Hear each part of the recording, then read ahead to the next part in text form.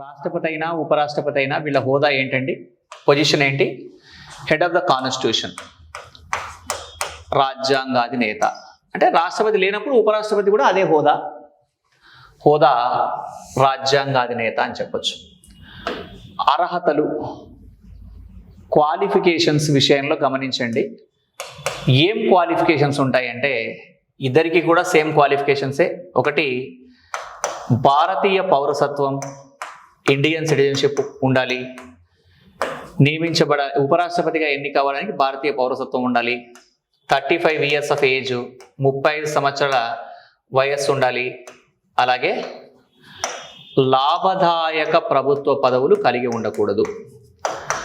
లాభదాయక ప్రభుత్వ పదవులు కలిగి ఉండకూడదు. ఈ క్వాలిఫికేషన్స్ ఇద్దరికి వర్తిస్తాయి. రాష్ట్రపతికి వర్తించేవే ఉపరాష్ట్రపతికి కూడా వర్తిస్తాయి. అర్హతలు తెలుసుకున్న తర్వాత నెక్స్ట్, రాష్ట్రపతిగా కానీ ఉపరాష్ట్రపతిగా కానీ ఎవరైనా ఒక వ్యక్తి పోటీ చేయాలంటే డిపాజిట్ చేయాల్సిన అమౌంట్ ఉంటుందండి.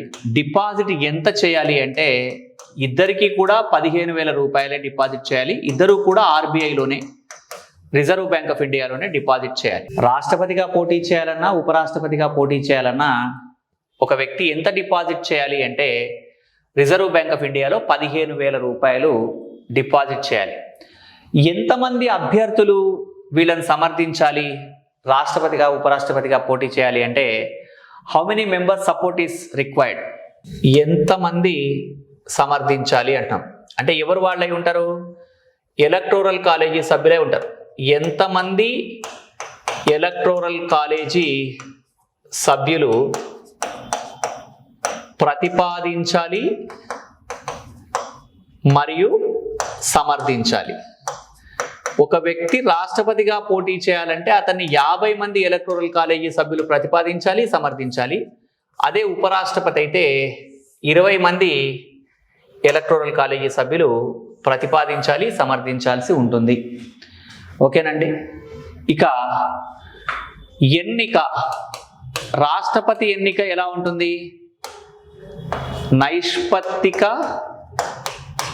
ప్రాతినిధ్య ఒక ఓటు బదలాయింపు పద్ధతి.